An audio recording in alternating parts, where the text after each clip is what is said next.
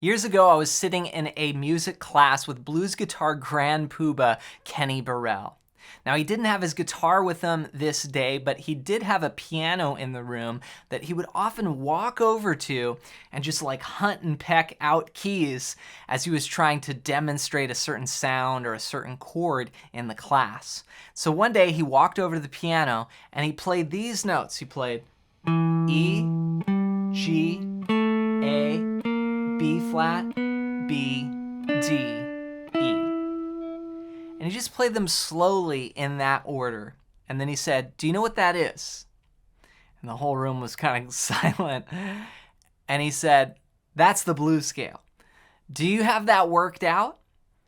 Because you're going to want to do that. You want to have it worked out anywhere on your instrument." And that was the lesson. Now, as I've grown and become more proficient as a musician decades later, this simple lesson has proved even more valuable. Because every time I go to solo, in basically any style of music, I'm relying on knowing the blues scale on my guitar neck. And it somehow slips in to every single solo, even if I'm not even playing a blues song. But how should a player learn these patterns? Well, there's a lot of contrasting opinions out there. There's a lot of methods, and I'm sure some are fine, and some are just plain BS. They're coming up with catchy phrases to try and, show you that something's new. But the reality is that there's only 5 patterns, and these are the same ones that guitarists have been using for the past 100+ years. Just like the good book says, there's nothing new under the sun.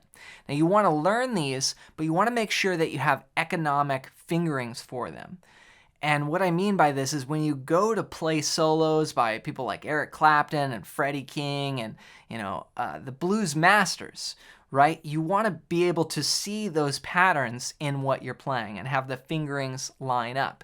If you go to play one of those solos and it's not like what kind of scale pattern you're using, then you could be practicing things the wrong way, or you could be making it harder on yourself. So if you need help with this, I want to give you a gift, and what it is my free blues scale PDF guide. And on it, I show you those 5 patterns. I'm going to help set this straight for you so you can learn this on the fretboard. Just go to johnmclennan.com/bluescales, and you can grab this as my gift to you. As always, hope you enjoyed this tip, and if you like this video, I think you'll really like this one next.